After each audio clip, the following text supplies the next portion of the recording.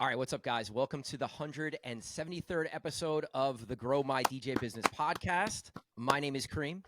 My name is Purari. We have a very special guest today. We have What's DJ, going on? producer, host, creator of the Azure Day Party. We got Luke Alexander in the building. What's up, bro? How you guys doing? What's going on? Pleasure to be here. I'm glad we can make this happen. We've been talking about it for a little while, so Yeah, definitely. We just did our recent 2024 like wrap up show, and we shouted you out as like somebody who's really been killing it. And you had really? I appreciate that. Yeah, man, you had an incredible 2024. Not just with the shows, but with music. So like, congrats, man. We see all the hard work for sure. Thank you. I appreciate it. Thanks so much. What? So like, you know, you play at Live, you play at Dare, you play at Trio, you play Marquee, pretty much every big spot on the East Coast. And this year you went international. So what do you think attributed to that? Like what got you there? So a lot of it is personal relationships that you build with people. So when you've been doing it for a while, you go out to these clubs and you meet a ton of people from all over the place. You know, I have a manager from Amsterdam as well. And, you know, you really start to build some personal relationships, and they're like, oh, we want to bring you to our city and show you our city. So that's a huge part of it. But also when you play such, you know, well-known venues and you get the content of it, it really speaks for itself, and people would love to just bring that type of energy to their venue. And, you know, I found a really nice place in Barcelona with Shoko. I love playing that room. And, you know, in Italy, space is amazing. So it's been really cool to travel the world and, you know, see places. I always told myself, no vacations. I'm not going on vacation. I'm only going to vacation in the cities that I play in.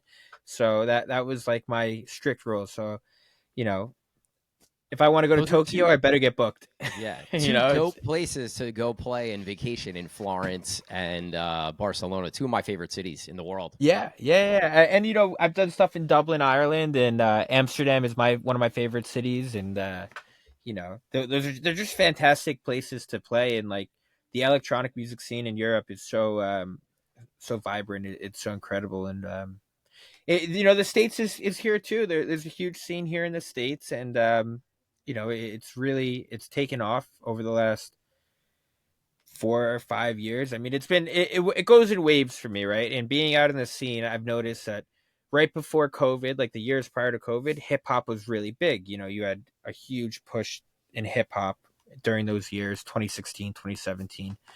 And at that same time, trap EDM and dubstep were kind of in their peak, you know, recent peak. And then after COVID, man, it just like flipped to house music. And I've always been an EDM DJ. And, you know, starting off, Mikey knows we used to do teen parties together way, way back in the day. And Oh, yeah. Yeah. So, you know, I started off as an EDM guy, and I dropped out of college a weekend. I was like, I'm not going to go to college. I'm going to become a DJ. And I realized that it's not easy to make money as an EDM act. It's not. So I got forced into playing some of these open format rooms, you know, opening up for open format DJs and headlining these open format rooms. But I always leaned EDM. You know, it was always like, I'll play the open format records, but it's going to be an edit, you know, and that works really well in the Bottle Club VIP scene, you know, in soft ticket venues and stuff like that. But then, you know, leaving COVID, I was like, all right, I'm going to phase that stuff out and just really focus and hammer in on the EDM side of my passion that, you know, has always been. I've been doing this since I was 14. I've always been into big room, progressive house, and then, you know, tech house and indie dance now. And, you know, just leaving COVID, there was just such a boom for it, you know? Well, COVID was a big thing for you too, right, Luke? So from what I remember is when we were still running in the same circles, I remember specifically actually seeing you. I think it was at Life in Color. We were backstage. We have a picture together there. We do, and you got to send me You that got to picture. put that I in. We tried- got to put that in. Yeah, I can't find it anywhere. But it's funny because I remember you on the grind doing that stuff as well too, as I was kind of on my grind. So I actually got invited out to that Life in Color from TJR, who was playing one of my remixes on the stage, and I remember just coming out of the studio being really like depressed, I couldn't make anything, and then he invited me out to that Life in Color, and I remember running to you backstage doing the same exact thing I was doing, because you just talked about relationships and kind of how they fostered over the years. But you were there at, I think you're maybe a little bit younger than me, but you were there fostering those relationships. And then I think when COVID hit, I think we were all, it's safe to say that we were all kind of at a weird point in our careers. And, for me, I kind of just said, I don't want to go DJ. I'm going to stick with production and just hone my skills in the studio. But I remember with you kind of, I don't know if, was that when you moved to Miami or you just went down there? Because I saw you DJing a shit ton down in Miami and you were crushing it down there. I mean, this is like, I would put you in the same category as like three guys who I just saw crushing it during COVID, because Miami and Florida was the only place that was open, right? So it was like John Summit, Gordo, and then Luke. And those Do you are know the why? three Hold guys. on. Do you know why it was those three? No. I booked them. Interesting. That was because of me. Okay, so we'll get to that in a little bit, I'm sure. But isn't that crazy how, all of those things kind of connect the dots? And I just remember like sitting at home on my couch, and I hadn't DJed in a year, but I started my production academy and everything. And I just remember seeing like clips of John Summit, like killing it, and then clips of Luke, just like killing it, like at Live and all these places like that were open. And I'm like sitting on my couch drinking whiskey. Like, how the hell is this guy DJing right now? So that's what my memory of it is. It's a funny story. You nailed it. It's a funny story. So COVID happened, and I was going through a breakup month one of COVID. I was living in a studio apartment in Fort Lee, New Jersey at the Modern, if anybody knows what that is. Oh, yeah. The studio apartments are tiny. It was like, shoebox, and crazy expensive. Couldn't afford it. Wasn't making money. Going through a breakup. It was me, ex-girlfriend, and a dog. I was like, this is hell. So, after that happened, I was like, okay, I gotta like start doing things. I can't just wait this out.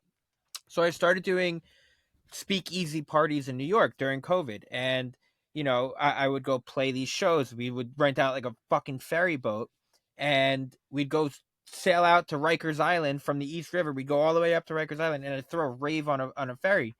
And then we took this warehouse in Queens, and that's when everything went downhill.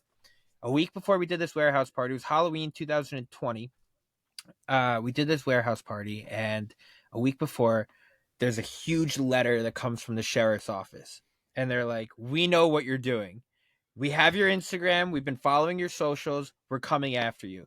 And I was like, all right, foolproof plan. I'm going to hire a food truck. The food truck's going to be 2 blocks away. We're going to send the address out to all the ticket holders to go to the food truck. You have to order a specific thing on the food truck, and then we'll give you the real address, which is like another mile away. And then you walk to the, no Ubers, nothing. You have to walk to that venue. Foolproof. Party's going great. Things are jumping. And I have the clip for this too. The second I play my intro, the room lights up with flashlights. There's like 100 cops in there. They're like freaking the fuck out. They look at me, sergeant, white shirt, puts his hand on my shoulder and goes, I feel bad for you. You just rented them the gear. Get out of here. So I was like sick. Took the CDJs, got in the car, drove way, way, way, way, way. And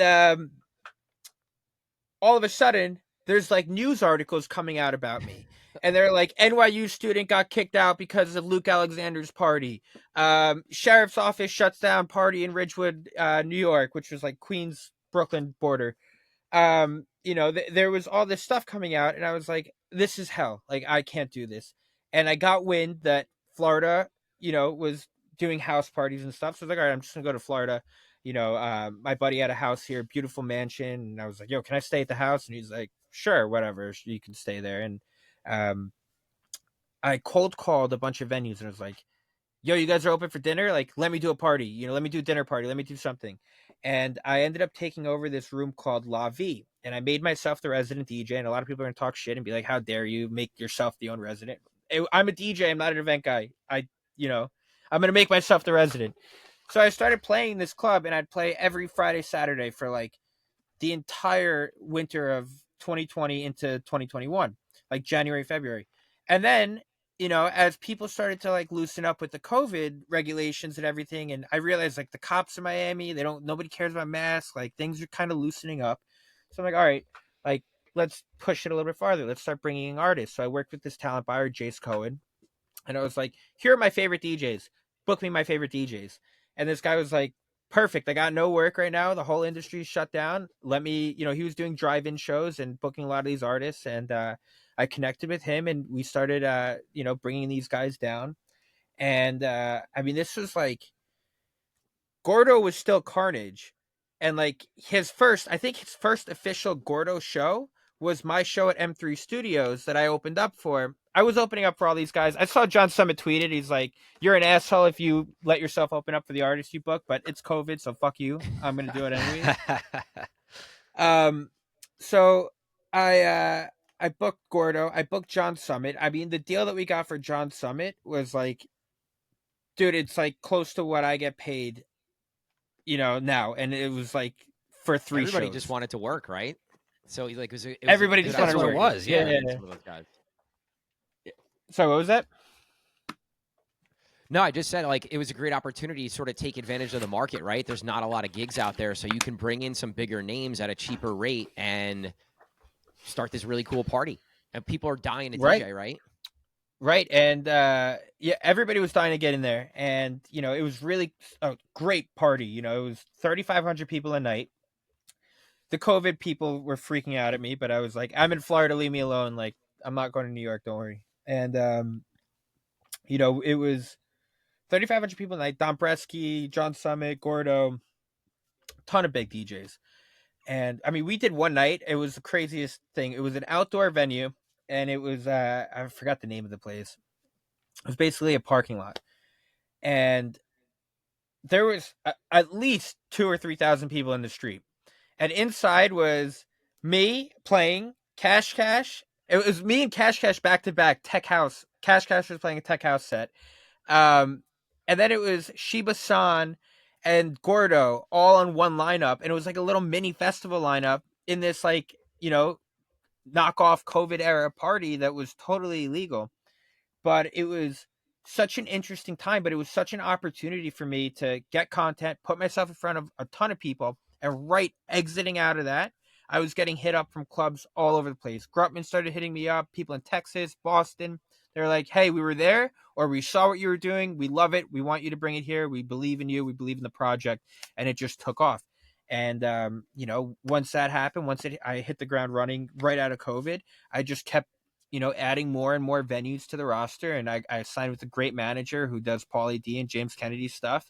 And they just like took it to the next level. And, then came the music releases and, I've had some success with that. So that's pretty cool. A couple records in the millions. So that's, really, really dope coming from being just a DJ to, now a producer as well and releasing my music. I was always weird about releasing music because I didn't want to fail. I didn't want to look like an asshole and get no plays. And now I realize I just don't give a shit anymore. Just put it out. But do you think that it was a really cool time. Do you think that like playing the shows also and creating like this kind of cult fan base, like Luke Alexander cult fan base, probably helped even more so with the releases too? Because, I work with a ton of artists and they're always, asking me, I think one of the biggest questions a lot of my artists were asking me this year during our goal calls was, how are you getting all of these Spotify plays? How are you doing it? I had one student that was, going on a rant that was saying, is music pay to play, right? Like, are you paying for these streams? But I think it's just about that you cultivated this certain thing. You became this household name.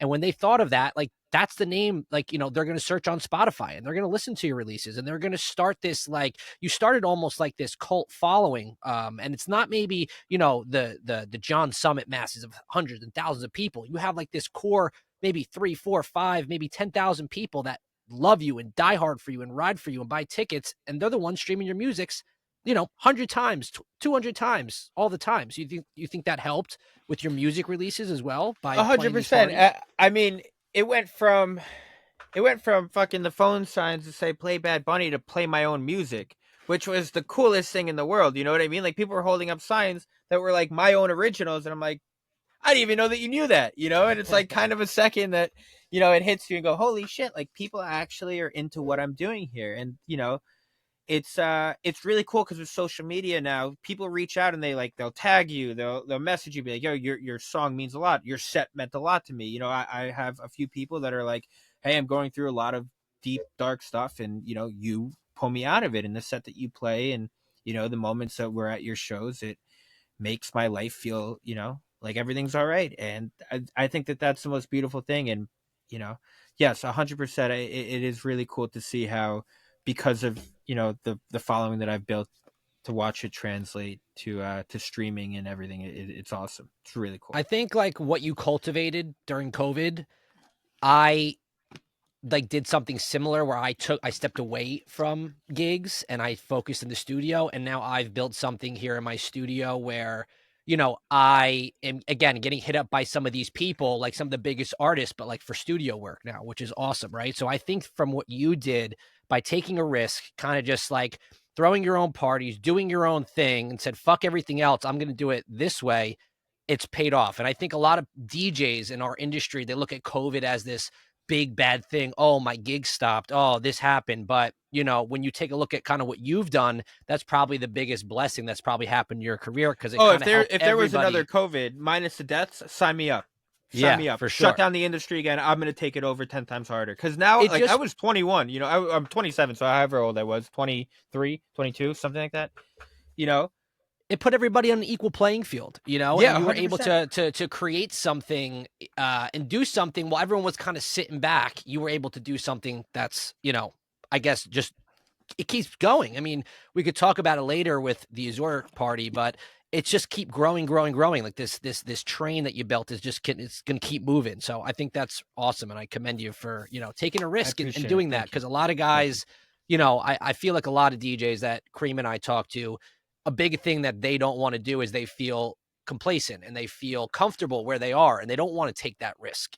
So hopefully people listening can use this as an example to do that. I mean, I've had conversations. Sorry, go on.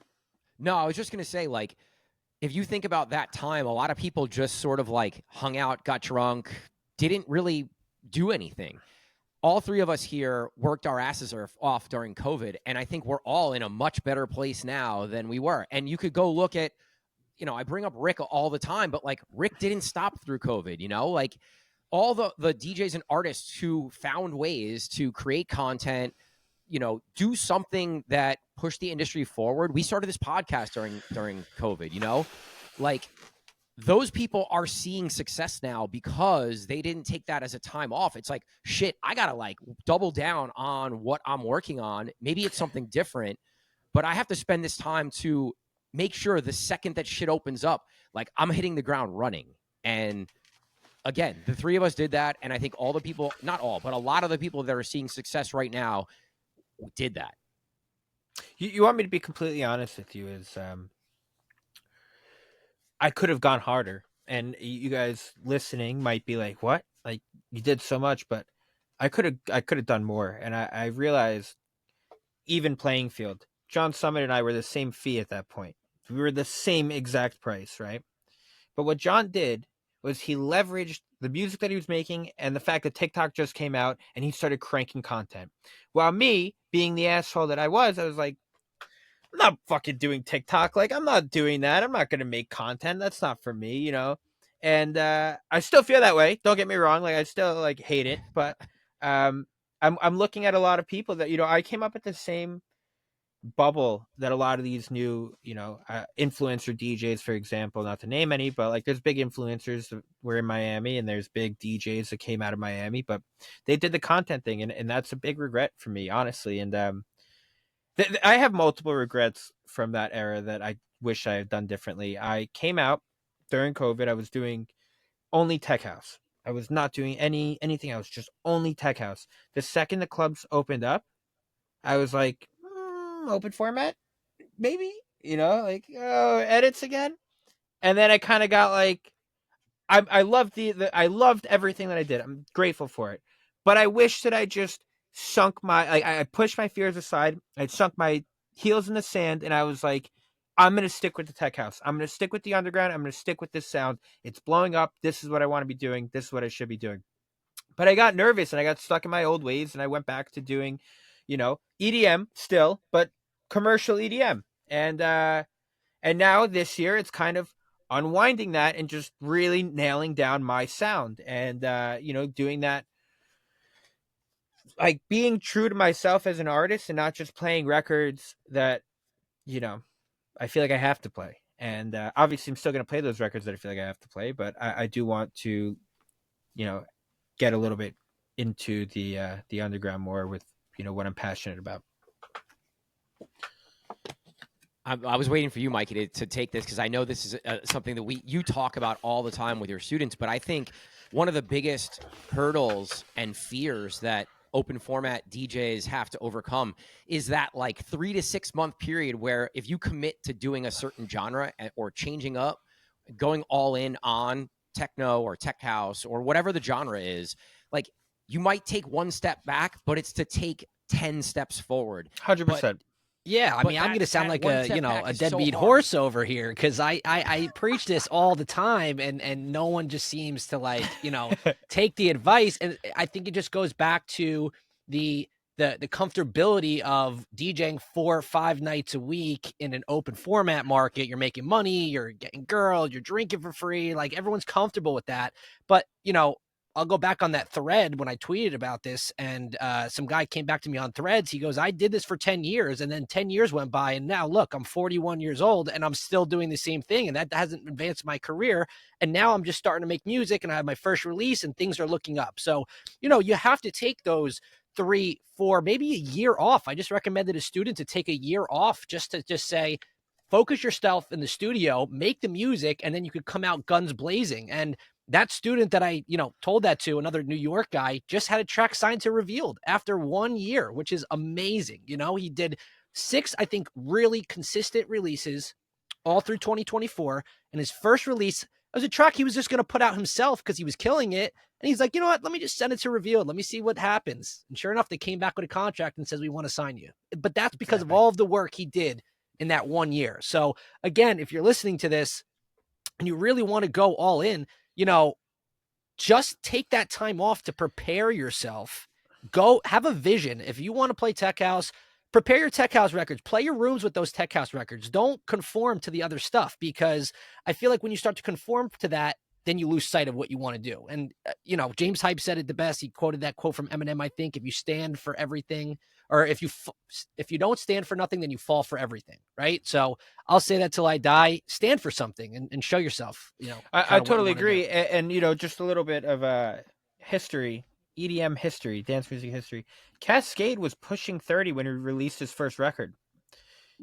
It's never too late. It's never too late. Chapter and Verse is 40 something, I think. TJR that night when I was with you at Life in Color, TJR was telling me, he's like, I didn't have my first break until I was 42 years old with Funky Vodka and Pitbull, Don't Stop the Party. He goes, that was my first break, and that was 42 years old. He goes, I was doing this for 25 years already. So you never know when your time comes, but if you're consistent at one thing, and I think Quincy Jones said it, he said artistry is just basically delivering a consistent product over and over again without giving up, right? So if you're just giving that consistent product over and over again, eventually someone's going to like it and spread the word, and more people are going to like it. But it's all about timing, the content you put out, the consistency of it, right? And I think that's where people fall, including myself, is just consistency, because we all have busy lives and we all do different things. Look at Adam Port and me and the Kind Music guys.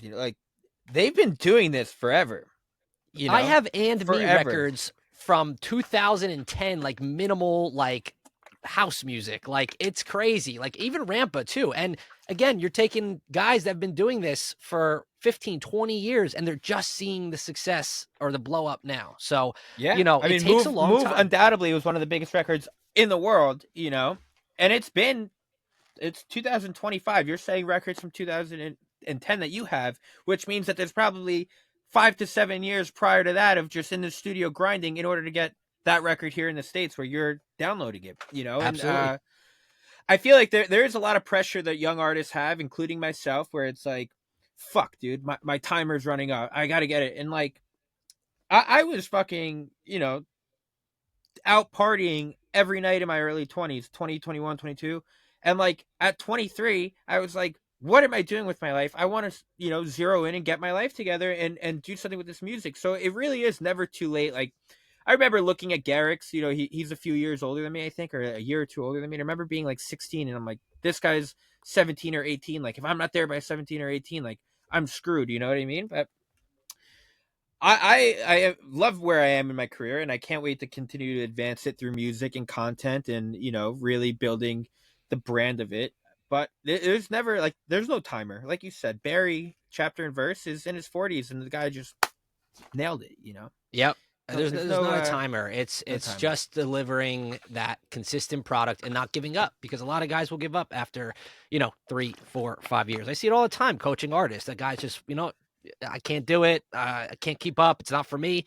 And that's fine. But the guys that stay through it, like people ask me all the time, how do you stay so relevant? How do you still have a career? How do you make money doing music? I just say, I never quit. I never gave up. Right. So there could have been times where I could have went to medical school and I could have did this and I could have did that. I just said, fuck it. This is what I want to do. And I'm not going to stop. And I just kept working at it. So, we commend you for doing that and sticking with, and I remember it, especially just seeing you grinding back when we were teens, being backstage, making the connections and all of that. So Yeah, it's been a long grind, and people ask you for a lot of advice, and I love giving advice. I love it, even if it ages my stuff. I love it. People come to me, they're like, "Oh, I'm looking for a manager." I'm like, "You don't need a manager. You don't need a manager. Get back in the studio. Yeah. Like go grind, go sell tickets. You don't need a manager." Sounds like me and Cream every day. Like, you don't need a manager. You can handle these things by yourself. Yeah. You need a manager when you can't handle the things you can't manage anymore. That's what a manager You does. need is a they manager- manage the things. Right. You need a manager when a manager's knocking at your door. Don't go looking for a manager. Right. And you don't need one. Right. It's unless you have major record releases or an aggressive touring schedule. You don't need a manager as an opening DJ, and you're going to get to the point where you do need one if you stick with it long enough. But if you're getting paid opening DJ gigs, or you're just starting to make money in the industry, you definitely don't need a manager. It takes a little bit of time to get the accounting down and doing your invoices and everything, but be your own when manager. you're a DJ, when you're a DJ, you got to wear 10 hats. You got to be a graphic artist, you got to be an accountant, you got to be a manager, marketer. Make a fake manager email. I used to pretend that in the time period where I left my old manager from Miami to where I am now with my new management at 4am, I basically had a fake email, this guy John Noonan, and if you emailed management at PurariDJ.com, it would be this guy John talking to you, but it was me. It was just me managing my own thing, so I didn't have to be the bad guy negotiating my fees or whatever, because it looks weird if I was the bad guy doing it. So I just pretended that I was, John Noonan, and he was my manager. So never existed, but Yeah, that's funny. That's so funny. I always think that when I see the emails in people's bio and they're like management at localdj.com, and I'm like, they're a fake that's name, a little bit bro. more professional, Yeah. but yeah. I think in talking to a lot of younger DJs, and just like you said, like everybody's journey is a little different, and you just have to have patience no matter where you are in your career. You could be brand new, or you could be at any spot along the journey of becoming a hard giant ticket seller, if that's what the goal is, right? Be patient. I think that you do Stay need, true to who you are, and just put the work in. right. I think that you do need to have a plan, though. Yeah. I do think that a big part of being a DJ is looking at your 5-year, 10-year, this year plan, and kind of set goals and milestones that you're like, okay, I'm going to get this. For me, it was international touring. I want to play internationally. I want a record release. I want to be supported by, these DJs. I want to play this venue. And when you set out on a specific goal and you have your eyes on it, it's a lot easier than you're just like, I want to become a big DJ. It's like, okay, well, what do you define as a big DJ? What do you define as making it? And for me, like, people ask me, like, they'll tell me, oh, wow, you're living your dream, you're doing so well. And for me, I'm like, I'm not there yet. I'm not done. I have a very long way to go. And for me, the one thing that I say was my milestone goal is to play Ultra. I was like, I want to play, and not like an opening slot on a side stage. I mean, like, I want headline peak time Ultra Music Festival, because my dad brought me to Ultra when I was like 12 or 13, when it was all ages back then. And I stood on the rail like this, watching these DJs with my dad like right next to me. And there's going to be people that watch this that I met so many friends that day too that were all around my age, 12 to 15. And they're going to watch this, be like, wow, I remember that. And, not only are those people still involved in my life, which is absolutely incredible, they're still like going, oh, I'm so proud of you. But for me, I was like, this is what I want to do. That was the moment that made me decide that I wanted to even, get into this full-time professionally as a young kid. I started doing house parties after that and doing team nights and stuff. But I set my eyes on a goal, and I'm not going to say that I made it until I'm at that point, Yeah, Manifest. Got to manifest it. Yeah, let's talk about like it. What is the big goal? Like, let's manifest it right now. Let's talk about it.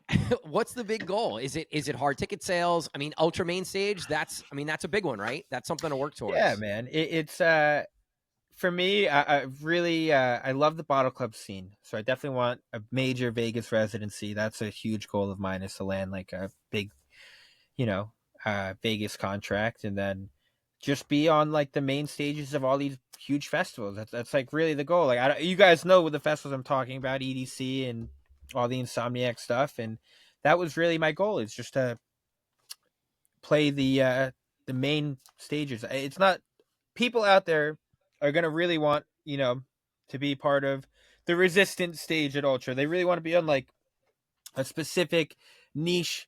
I want to be the biggest in the underground. I want to stay underground, and that's cool, and I love that. For me, my heart was always with EDM and commercial and commercial tech house stuff. So my goals are the commercial goals: Vegas residency, main stage headlines, hard ticket arena tours. Like that is my goal. And it's taken a lot of beating into me that it's like there's only two ways to get to this, and both of these things have to be hand in hand, and that's music and content. And it used to just be music and not content, but now it's music and content a little bit more than the other. But that's why 2025 is going to be, towards the end of 2024, I started shifting gears and going like, all right, I've DJ'd, I've hoarded myself out, I've played, 100 and something shows, over 100 shows a year. I've played in, so many cities, so many different countries, like, but I want to start doing things as Luke Alexander that will stay forever, that I could leave a legacy behind where, people could go, if they're feeling sad, they listen to my music. They're feeling happy, they listen to my music. And that's really when you become a hard ticket act, is when the music connects with the fans and the content connects with the fans. So that's my 2025, goal, is just to nail down the content and the music, and having them complement one another as well with the brand and the touring and the story that the sets tell. Because I'm a firm believer in the set telling a story, not just like hammering it out. Records. Yeah, I like the storyline, and a lot of people that are fans and they just attend the shows or go to the clubs, they don't realize that. But a lot of DJs, we tell a story. We come out with records, and maybe I'll go into like a nostalgic era. I always still play the nostalgic era. Nostalgic records from that era. The golden days of EDM, and because that's where I fell in love with it, and that's part of my story, is those records. And hip hop edits. Like, my dad was a hip hop producer. That's part of my story. So I tell a story through my set, and that's the beauty of the art for me. Some people tell their stories through singles or through albums, and for me, I do that as well. But for me, it's mainly my DJ sets is when I tell my story, and now I got to just complement it with originals in an album and content, which I hate. Yeah, and the shows are just a product of the music. The content and the music help you connect to the fans, and then the shows are just a product of that. So I think a lot of people get it twisted where they have to play shows and then they have to go to make the music. I think you have to have the music, you have to have the content, and then the product. I want to challenge you on this. Because I see you doing this all the time on Threads. And he's like, don't worry about playing shows. Get out and stay in the studio and you'll get the shows. Bullshit. Play the shows. Sell those tickets. You got to sell those tickets. If like I like to say, it's like an itch, right? Go out, itch, do it. But like the problem is that a lot of people, especially my students, are so focused on going out and playing. And there's a quote that I heard very young in my career where they said you're only as big as the shows you play, right? Where if you make music, you can touch people all over the world. So I personally think there's a fine balance of it, because I can't talk because I do go play shows, here and there. But at the same time, that's because I was a DJ all my entire life. And then I started making music. If I could have reversed it, I would have honed my skills in the studio now in order to get me the shows. So I think especially today, it's definitely going to be a little bit harder because you're a booker, and we'll talk about, a little bit of this, but what are you looking for when you get a new DJ that kind of, wants to play maybe an Azure Day Party or a Luke Alexander party? What are you looking at, like aspect wise, from a new DJ? Are you looking at their music and their Spotify streams? Are you looking at the social media? What are you looking at? So for me, okay, so I don't get involved with the bookings of any of these things. I suggest people like, you guys, 2 examples right here. I'd be like, these are my homies, put them on. But, I have this guy, Jagger, and Mike, who do the bookings, and Jace, who's the talent buyer. These guys do all the bookings for me. But what we look for, what I tell them to look for, so let me give a little bit of background if you guys don't mind. I started Azure Day Party by accident. I had a show in the Hamptons. I landed at 10 a.m. I had time. I was like, hey, let's do a pop-up party for free. Crash it out. I called up this hotel that I knew the manager of, and I was like, hey, can I use your rooftop to throw a party, a couple hundred people? They're like, sure, why not? Everybody started asking because content came out of it, and they saw me playing against the skyline and the sunset, and everybody, it was a day party originally, it was a pool party, but it became what it was. It became a sunset, thing. But they all started asking me, when's the next one? And I'm like, there wasn't going to be a next one, but I guess we'll do it next week on Sunday, same time. And then they're like, okay, when's the one after that? I'm like, all right, I guess this is a thing now. So I branded it. And this is my one piece of advice to local DJs, or just DJs, even if you're touring and, compared to me. I've suggested this to, a lot of my DJ friends. If you're worth hard tickets in a market, start your own party. Go for it. It's money, one. And two, you have something that nobody could tell you what to do. You don't have the manager coming up saying, yo, big bottle spender, play Pop Smoke. You don't have any of that. It's your house, and people are going to go see you and go to your sound and listen to what you play. To answer your question, Mikey, what do I look for? I look for that they are aligned with my sound. I look for that they could sell tickets, and that this isn't just hey, I'm just going to do it to get some pussy, and that's it. But a big thing is that you got to sell tickets, because club promoters are not great. They're not. They're not going to bring people as well as the DJ is going to bring people. And I think that it's the most important thing as a DJ or a club owner is that you need to be a promoter as well. And that's just the reality of it. If I did it too. Yeah. I used to sell tickets a ton to open up for Afrojack. Do you remember how head cracked it was back then? You had to do pre-buys. You had to buy 50 tickets in advance. Yeah, fortunately, I was broke and never had to do that, but they trusted me. I'd get a handful of Pasha tickets stacked, and they'd be like, all right, sell these. And then, this was during the time of, I wanted to open for Afrojack when I was 19. I told some promoter, hey, I'll open up for you. He's like, how many tickets can you sell? I said, I can sell you 100 tickets. His eyes open like this. He goes, no, you can't. I said, okay. So I got those 100 Pasha tickets. I went out. I was hitting up all my friends, selling them, taking $5 rips. And you drive around Jersey, drive around Long Island. Driving all over the state in the snow. This is in December. This is like the week between Christmas and New Year. So that was a big week, if you can remember back. They used to call it Big Week. Yeah, selling tickets, taking rips, doing deals, maybe taking no rips just to give them a discount. And, I came back maybe 2 or 3 days later, and I was like, yeah, I need 50 more tickets. He's like, you sold all 100 tickets? And I was like, yeah, I need 50 more. He's like, what? Like, his jaw dropped. But that was a skill I utilized just because I knew if I wanted to talk to Afrojack, if I wanted to get that, mutual connection or whatever, this is what I had to do. And I went out and I fucking grind it. But again, if I could reverse the time, I wish I was in the studio making music, so I had better music to give him instead of just me saying, oh, I just DJ'd with Afrojack. You know what I'm saying? I agree. It's a balance, but I think nowadays, I think that it's extremely important to get out there and DJ as well as make music. There's 7 days in a week. I'm not saying DJ 7 days a week.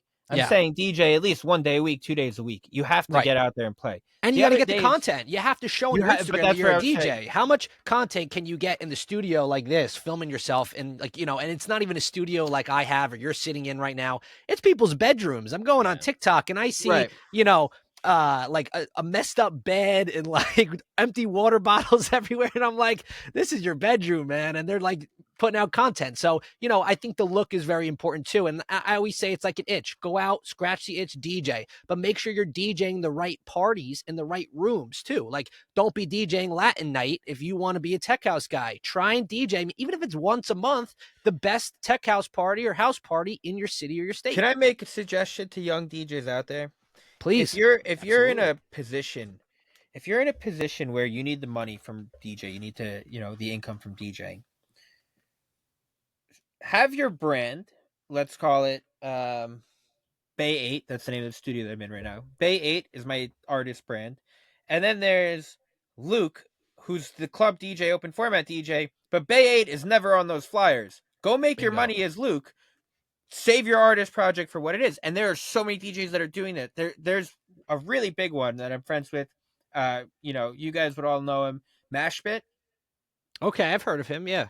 He used to have a side project that was just his name, that he would just he would go play bars and clubs because it's money. You know what I mean? Right. And there's tons of other DJs that have done this before in New York, out of New York, all over the world. I have huge friends, right? They're now huge DJs, but they weren't back in the day.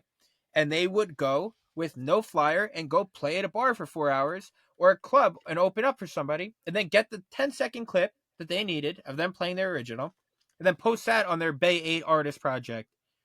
And it looks like that's Smart. a Bay 8 show. And it's not talking about the fact that you just played open format or Latin night, but you got the 10-second clip that you needed of your brand new record, I did that for years in Hoboken, where I would play this spot, Black Bear. I love it. I mean, it's a great sports bar, food, whatever. But I was playing there because I was living like you in Weehawken. I needed to make money so I could be in the studio all week. And I would go there, but I never posted the flyer. And no one ever said anything to me, but I never posted that Purari was going to be at Black Bear Hoboken. And I played there 4 or 5 nights a week for 4-hour sets. But I never would have done that. And I would have never even posted a clip from there, just because it didn't look good for what Purari was doing, which was big room EDM music. So you need to be very careful of your brand, and you need to be very careful on the rooms that you align yourself with, the artists you align yourself with. I am a big anti influencer DJ guy. I don't like influencer DJs. I don't like the fact that they think that it's an easy way to make money, that they don't really know the art form. They're going up there, they're standing there stiff as a board, and they're like, some guy told me to play this next record here, so then I played that, and then they shittily transition it. I don't think that, unless you are an influencer and you're trying to align yourself with influencers, that's not a good look. If you want to be the biggest tech house DJ in the world, if you want to be a melodic techno DJ, that's not a good look, right? I yell at my artist all the time. I had a student the other day that posted, and he's killing it with his artist stuff and his productions. And this past summer, he posted a video of him with a restaurant, and there was 4 people sitting there, and he was DJing. He's like, playing here, blah, blah. And I said, dude, what are you doing? And he said, the promoter is going to get, or the owner is going to get mad at me if I don't post. I said, then make another Instagram called blank, blank, blank, and post it there. I go, you are doing yourself a disservice by doing this. And, he stopped ever since then, but that's great advice. So if anybody out there is young listening, and you still want to do maybe an open format stuff to make money, but you're trying to do this artist thing, well, just make another Instagram and just promote it there and tell your friends to follow you on that one. I mean, it's just as simple as that. I think that's great. One advice. other thing, the open format background that all 3 of us have allows us to be better performers than most when we go try to do the artist thing. 100%. And that's why I think it's important to play shows, because you have to learn. 100%. You have to learn that to read a room. You it's a talent. It's a skill. Put out all this music. Yeah, you can't just put out music and then show up to a show, like you said, and stand there stiff as a board. You need to be able to read the room, and maybe you're not playing open format, but you're learning how to dip and dive and navigate the different groups in the room, and seeing how people react to your music and what's working and what's not. If your goal is that, your career ends there, because you're not then you're not a good performer and your set was whack and you don't get booked anymore, you know? I posted a thread a few weeks ago. Mikey, I think you saw it. I think we interact quite often on threads. Threads is my bread and butter right now. Yeah, Big topic Threads on is this good. pod. But I walked into a room, and granted, it was a SantaCon party, which, you know, whatever. It was not a good look, but it was a money grab, and I'm guilty of doing money grabs too. It happens to everybody. I played a SantaCon party, and fuck, I wish I didn't say it was a SantaCon party. Can we edit that out? Probably, yeah. Whatever. I just don't want the promoter to feel like shit, but what? He's a good friend of mine, whatever. But I played the SantaCon party, and the kid before me, I walked up there. The master's red. The trims are red. The knobs are all to the right. The fucking board is fucked, dude. I walk up there and I'm like, oh my God, this is a nightmare. And he doesn't know how to transition. He doesn't know what he's doing. He didn't really know his way around, you know, CDJs. And that is going to hurt you. It's going to hurt you. You need to be able to learn your way around CDJs. Pirate Studios did not exist when the three of us were coming up. Pirate Studios is a thing now. You could go rent, I think it's like 15 or $50 or something in that range for an hour of CDJ time. I had to work my ass off, slave around opening up for local open format DJs to buy my pair of CDJs and my mixer. You guys don't have to do that now. You know, you could just go to Pirate Studios or rent, you know, your friends. And now there's the XDJs. It's a sixth of the price of a CDJ rig. You need to learn your gear. You need to learn how to read a room, and you need to learn how to perform. I mean, there's three things that you have to do as a DJ. Unless you're like Swedish House Mafia, where people are going to go nuts, and you have your whole set queued up with visuals and lighting, and that's your... The reason why I bring them up is because they're like getting shit on right now because somebody took a video of their show control, which is like the software that VJs use that show their tracks, and they just had like one track playing. Even though I don't think that's the case, I think that's just the SEMTI, you know, cue for the visuals and stuff. I think that's why it's playing. Yeah. I don't think that they're pre-recording it, but or Anima was also getting shit on. But unless you're an act like that, if you go step into a nightclub, like when I go play Marquee, I could have the Luke Alexander set in my mind, but there might be a table of athletes that want to hear this hip hop record, and there might be huge spenders that want to hear, you know, this Afro house record or a tech house record. And though I might not be able to read their mind and find out what there is, you need to be able to test the waters and kind of be like, all right, let me throw this in there. And you could put your own spin on it, but you need to be able to be a critic. Got to pick your head up. You got to look. Yeah, right. You got to look. It's. I think what you're trying to get at is like the new DJs, like you said, the influencers are so focused at, they're so concentrated at looking at the setup, and they're not comfortable. And they're just not comfortable, and they're not comfortable enough to pick their head up and just look at what's going on in the room. You know, so that's a great point, and I think that's, again, an open format skill that I think will reign over everything. I don't think mixing, you know, matching BPMs, all that stuff, I don't think it even is a skill anymore because the CDJs read it to the 0.00 BPM. But the biggest thing that I still take, do you remember walking into these rooms in like what, CDJ 900s or 1000s or whatever the fuck they were in? Like, I still got my CD book in my case. The waveform was like this. I remember actually in the old ones, I don't remember which model it was, but like the screen was, it's either green or red, and it's just like black and red or black and green. And there's just a little bar. It's like a loading bar, and that was your record. It looked like an alarm clock. It was. Oh yeah. 800. Yeah. Bro, Yeah. All-time favorite CDJ, the 800s. He used to play in ABS mode on those things. Dude. Oh my God. Good times. Yeah, fucking those things with a rotary mixer, like up, dude. Like the CDJs are here, or the CDJs are up, and the mixer's here. Like the most. Don't get me started on the rotary mixer. I'm ready to play on rotary tomorrow. Well, I used to book DJs at a club, and there was a rotary mixer, and you know, I had DJs come in and just train wreck. Like, I can't get Serato to connect. I can't play on this mixer, and I'm like, dude, it's a EQ and one giant knob. Like, how hard is it? But the rotary mixer will scare any 2020 and after DJ ever. I feel like that should be the test. Me if I walked in somewhere right now, I'd be like, oh shit, fuck yeah, dude! Oh, they just made a new one. Pioneer just made a new one. Like, that's like brand new. Me and Gary were talking about it. Like, it's got like this amazing sound card in it. Like, it's I don't think know. that if you want to have Zor tryouts, you should put them in front of a rotary mixer, and if they can play on CDJ it, 800s and a they're rotary good. mixer. That's funny. Excuse me, where's the waveform? When I was like a baby DJ, like, and playing Jersey shows, and like all the young Jersey DJs want to get into like Jersey Shore stuff and DJs or whatever. And the first time I got booked to play there, it's a rotary mixer, and it's the first time I've ever used a rotary mixer. And I'm like, shit, this is like one of the most important shows I've played so far as a young DJ, and I got to figure out how to play on a rotary mixer with no crossfader. And it was just like scariest moment ever, I'd say. It's terrifying. I mean, there's been times I was maybe a year or two ago. I walked into a room. I've been through it. I passed the test already. Just because I passed the driving test doesn't mean I want to take the driving test every time I get into a car. You know what I mean? Like, I passed that test, so I don't need some asshole telling me, well, that's just because you can't do it. But I walked up there and there were CDJ 2000s, non-Nexus. And I looked at them, and I looked at the guy, and I was like, and I don't use headphones when I mix. Like, it's just, I use Texas headphones. I blare the booth. My hearing's fucked. Like, I might be yelling right now. I don't even know. But I walk in there, CDJ 2000s, non-Nexus, which means no waveform, tiny thing on the bottom, and no cue points. Because you have to, like, hold the memory button down, and, like, you have to, like, load in the cue points. It's a whole pain in the ass.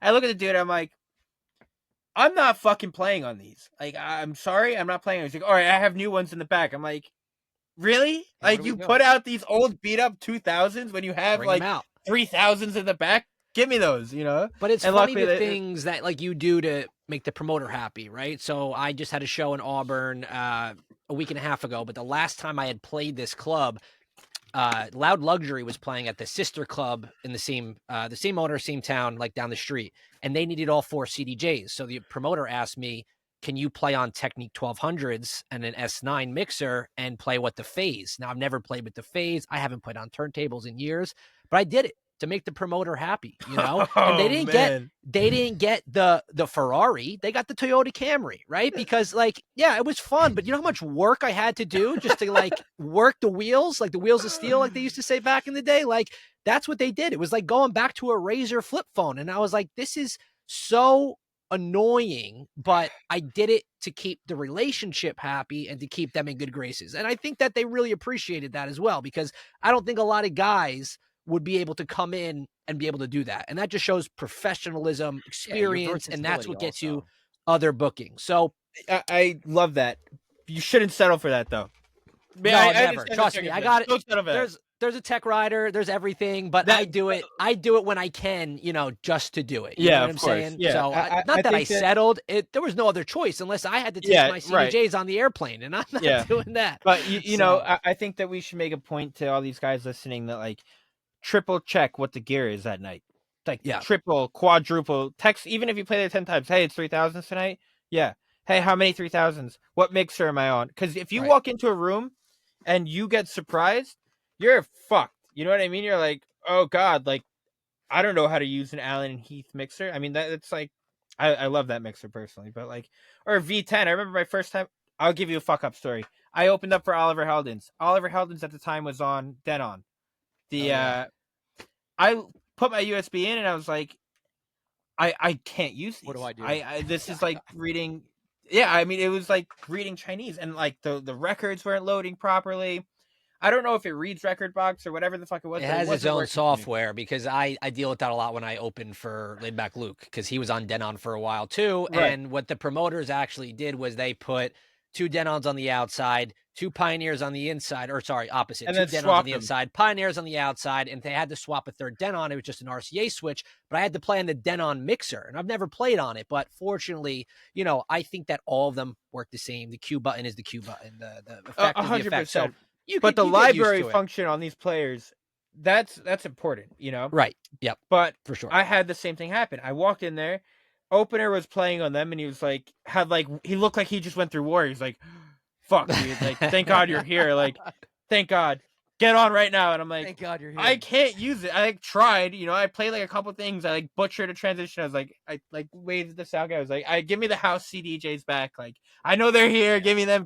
And like, they take the ones on the outside away, and then they put the, and they swap it and they do the whole thing. But it's really important to know what you're getting into before you show up to the club that night. And you should also know, like, you know, is there a big client tonight? Should I play something specific for them? Like, because there's a lot of times in Miami and, you know, a lot of these bottle club markets where they'll be like, we're doing a parade, like the guy just spent $30,000, $40,000, and he really wants to hear, you know, PIMP. And I'm like, okay, no problem, because, you know, I have a huge folder of hip hop that I never touch for situations like that. You know what I mean? Oh, I don't have to, you know, I don't have PIMP, but I have Candy Shop. Does that work? You know, like, you can always, like, you just have to be prepared for But absolutely anything. that's being a professional, because like I'm sure you do the same thing when I walk up to a club, or you know, maybe an hour or two before the club, I text the promoter, hey, what records work in this state, or hey, how many tables did you sell? Like, just so I know. The resident DJ is always going to be your best friend anytime you play in a guest city. Exactly. And, you know, that's exactly what I did before my show the other day. I texted, you know, the resident DJ and I said, hey, are there any big records that work? He sent me 2 or 3. I didn't know what the hell they were, but I was prepared. And there was this one, like, not Juke It. It was called something. I'd never even heard of it, but I played it. And that's the phone request I was getting, was play this, play this. So when I was able to dip that back down, I did it. But here's another good tip for anyone that's listening. And I don't know if you do this as well, but in my little headphone bag, I keep a RCA to iPhone cable just in case. Wow. So if I have a record that a bottle service client wants to hear, I just plug it into an empty channel on the mixer and I'll play it right off Spotify. I'll go out, play it off Spotify, and then hopefully just mix back into it, because sometimes you need to do it to keep those Yo, people you're happy, gonna get so many open format brownie points from this. All the fucking open format venues are gonna be calling you up. Now you're showing my open format I need to book you in. You know, I've been through it all, man. I've been through every hiccup in anything you can think of these last 15 years. So, you know, that's just something that I do now just to keep myself prepared, and it makes you a professional. It makes you want to get booked again because you satisfy the needs of the club. You know, it's also important to note, along the lines of the professionalism, shit's gonna go wrong. The music's gonna cut out. I just opened up for Steve Aoki. I'm in the middle of my set. I'm jamming. I'm like, got the hand up, and all of a sudden it's pop, everything dark, right? Yep. And I, like, first off, don't make a scene. Act calm, cool, collected, right? You don't want to be like, whoa, whoa, whoa, like, what the fuck? You know what I mean? Like, sit back, take a deep breath, maybe take your hands away so the crowd knows that you didn't just fuck it up, you know? Try to figure out the problem. If you can't figure out the problem, the sound guy knows the venue like the back of his hand. Try to sort the problem out.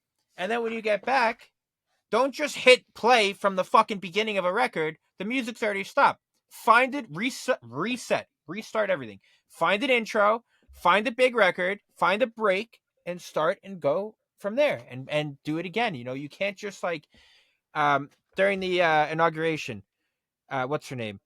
Carrie Underwood, right? Is that who sang? Yeah. The music started, the music stopped, and she stood there for like a minute, right? And there was no music, and they were trying to get the backing track up, and she ripped it a cappella. That's a great performer. That's how you hold a crowd. And now you know what? That's going to go down in history that she sang, you know, whatever the name of that song was, something American. That's going to go down in history that she sang that a cappella. And that was a lesson for all performers across all genres. Shit is going to go wrong. How you deal with shit going wrong is what you're going to be judged against, you know? And it's not going to be, oh yeah, he played bangers all night. It's like, that's a huge part of it, obviously. But this went wrong, and he was so professional in dealing with it that I want to work with this guy. That was the number one comment, I think, was professionalism, I think. But I think I want to change gears a little bit, and I want to talk about something big. Before we do, I know we don't have a lot of time left. I think just to put a cherry on top of what we were just talking about, like, you're making these mess ups or hiccups a moment that everyone's going to remember. And, like, in your sets, think about, how can I create a moment that everyone's going to remember, even if there isn't a mess up? When you get these opportunities, the music shuts off, the lights shut off, the fire alarm goes off. There's an opportunity to create a moment that everyone's going to remember, and everyone's going to remember that you were the DJ at that time. So how can you create moments in your sets? Just think about that. Go ahead, Mike. Yeah. Where do you want to go? Oh, I just want to talk about, again, just want to kind of shift gears and talk about something big that's happening this weekend. Is I was driving, I went to a fundraiser in New York City on last Friday night at City Winery. And on the way home, we happened to drive by Marquee, New York City. And on the billboard, I saw this weekend in bright big lights, Luke Alexander. So I want to talk about Marquee show. I want to talk about New York City in the nightlife industry there. What's working right now, like that you see? Where do you see New York going? Because, for me personally, I've, I haven't played in New York in quite some time, I want to say. Maybe it's been a couple of years now, but let's talk about New York. Let's talk about the show and what you're excited for this upcoming, is it Friday night, Saturday night? Saturday Night, yeah. and talk to me a little bit about New York. Oh, New York. New York is my my home, my special place. I started playing Pasha Teen Nights. I was like opening up for Thomas Gold way back, Definitely and like been there for that. those are great times. That place was fun. I miss that club. Yeah, me But too. so when you're growing up in New York, there's a few, venues that you just want to play at, right? Marquee, New York is a pillar, and then, obviously Madison Square Garden, the arenas and all that. But, it's one of the most incredible feelings to see your name on that marquee on 10th Avenue that says your name, and like when you walk into the venue and you see the line and everybody's there for you, and like they know you. It's such an incredible feeling to be back in New York and at Marquee. Dude, there's like no words for it. Like I've had the same thing happen in other cities, but it just doesn't feel the same. It's not the same impact, being in your It's your hometown. hometown. It's you're giving Yeah, back to home. So yeah, A little it's extra really juice special. when you come home for those shows. Like there's just a little extra Oh yeah, I excitement. mean, I'm definitely blessed enough to play the top venues in New York and headline at them. Which is a lot of DJs play these rooms, but the headline at them is really really special. And I've been doing really big headlines in New York for a while now. I mean, Halloween we did 2,500 people across 2 nights each, so 5K people. We did New Year's Eve, another like 2,500 people, and then obviously every time I do Azure's like 1,000 people a night. But every time I'm at Marquee or Nebula, the shows are doing really well, and there's just so much love.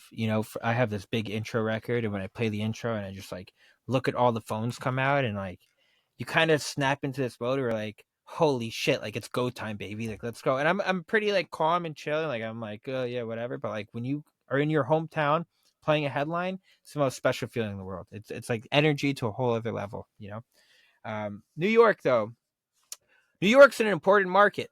It's a very important market, and there's a lot of trends. And right now, Afro House is really big. But I think the important thing with New York and noting is that it's constantly going in trends. It's going to be tech house, and then it's Afro House, and then it's techno, and then it's tech house again, and then it's back to progressive house, then it's melodic techno, and it's constantly going to be, you know, dynamic and changing. And I think that an important thing about doing, noting is that you can't sit there and chase the trends because you're going to run around in a circle like a dog chasing your tail. You're never going to get it, because by the time it's trending, there was a year of hard work done by somebody else. By the time your record comes out, the trend's over. Yeah, I mean, I think that goes back to just doing the stuff that you want to do, and you have your party, and you're throwing your party, and the people that like what you like and like the experience you're creating are going to come hang out, right? And those are your fans, and those are the people that are going to come back. And I think that's more important instead of chasing the trends is just going all in on what you're into, because when you're doing what you love or what you like, people are going to feel that, and that energy is going to attract people. 100%. Mikey, you look like you're not satisfied with the answers. So no, why don't you? I'm just enjoying the conversation. No, I'm just I see New York as, again, like I don't have a lot of special connections with New York other than the fact that that's like my city. Like my wife's from Arizona, and whenever her in-laws come in, they always go, "We want to go to New York. We want to go to New York," and I'm always like, "You want to go to that city, like well, we got to go to New York, because you're such a Jersey boy." Yeah, it's like the tunnel.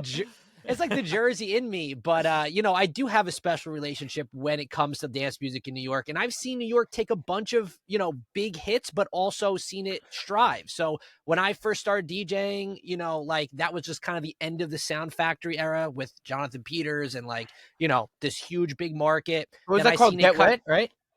Yeah, he had no, that was Boris. That was Boris. Get Wet. Yeah. And then I seen New York kind of rise up with Pasha and Eddie Dean and Rob Fernandez. And then we've also seen, the nightlife industry take a hit with New York when unfortunately Rob passed away. RPM kind of just like went away. Governor's Island went away. And then we had Izu, and then that took a big punch in the gut. So for me, it's like I always want to see New York. And we talk about EDC New York, even though it was in Jersey.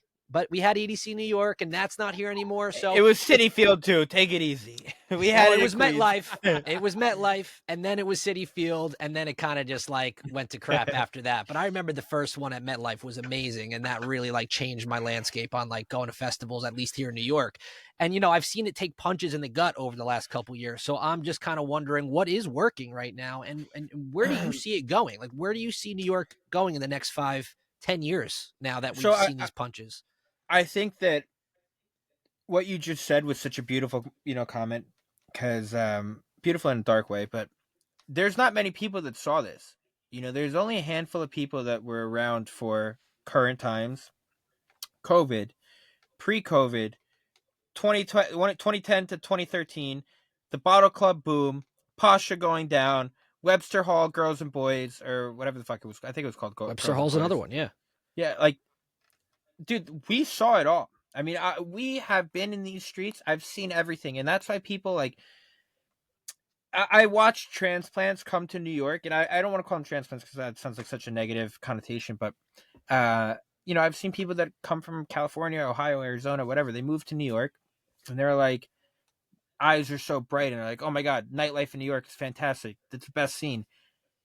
They missed that part of New York time, and that's what shaped us. Like, there was a time in New York where you would go to Meat Packing District, you would catch VIP Room, High Low, the Raven, Up and Down, Highline Ballroom, Gilded Lily. I mean, you had 10 clubs in a 5-block radius. PhD. That was my favorite New York era, at least like that I was. That was the best.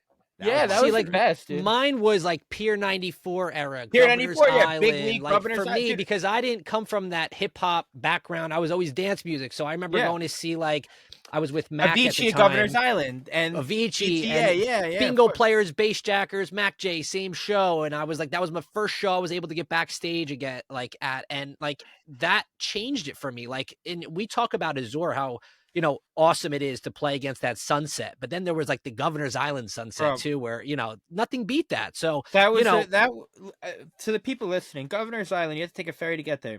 And somehow, I think it was RPM that had the deal there, or whoever it was. They were able to they were able to convince thousands of people to get on a fucking ferry. Go take a ferry to Governor's Island. There's only a ferry to get there. Go stand underneath this tent in a sandy ass lot on the East River and have Avicii and the biggest EDM acts in the world. And I don't think that could be done again. I don't think you can convince somebody to get on a fucking ferry to go see. That was my blank face, was I was just thinking about like those things, like of New York City nightlife and where it is now, because, that was such an experience to get on a ferry and like go on the ferry across the river to this show. Like, I think that that's something that's, kind of lacking now. If they brought that back, I feel like that would be such an experience for some people, because it is an experience, just taking the ferry and going over the river and walking to that sandy lot. Yeah, like that was such a cool time. So, that was just me reminiscing about. Looking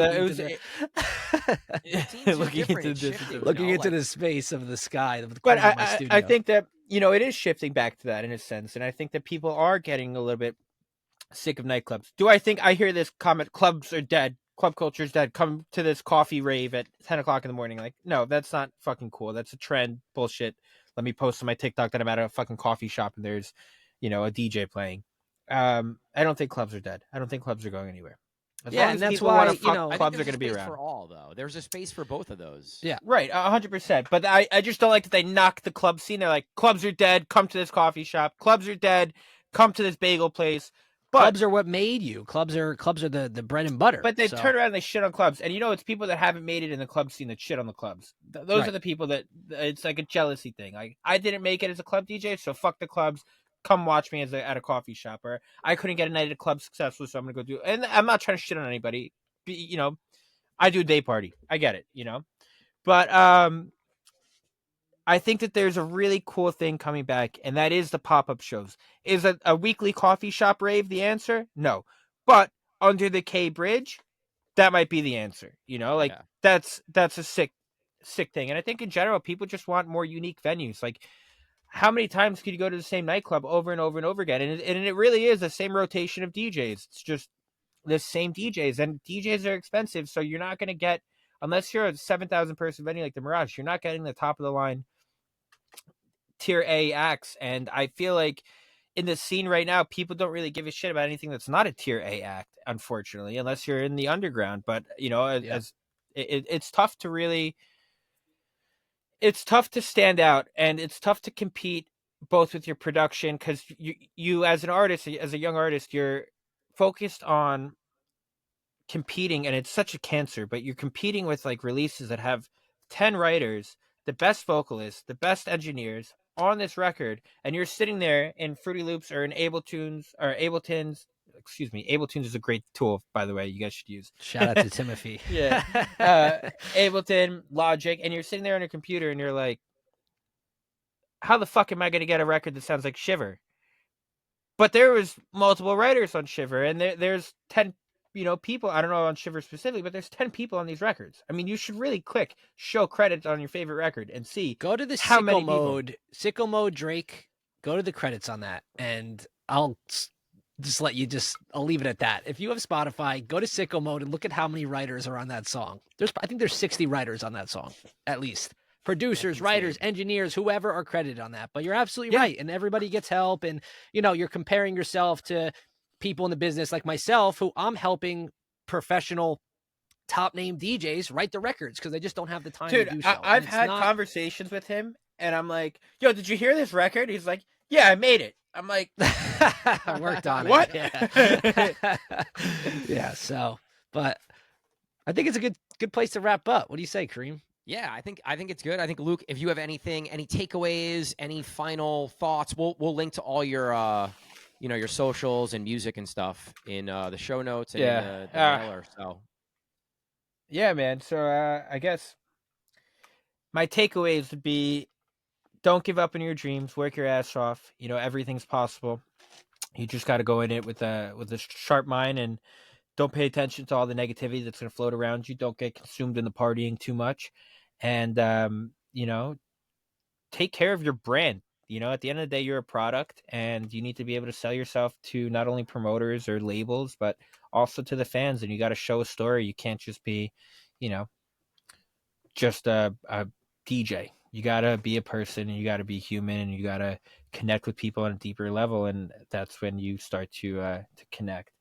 2025 is going to be a pivotal year for me. And I'm excited for you guys to hear the releases and follow along on all the new shows and all the content that's going to be coming out with it. And, I'm really excited for this year, and whole team's excited. And I'm really, really, really pumped to show you guys everything that I've been working on and continue to work on. So I appreciate you guys having me. It's been a blast.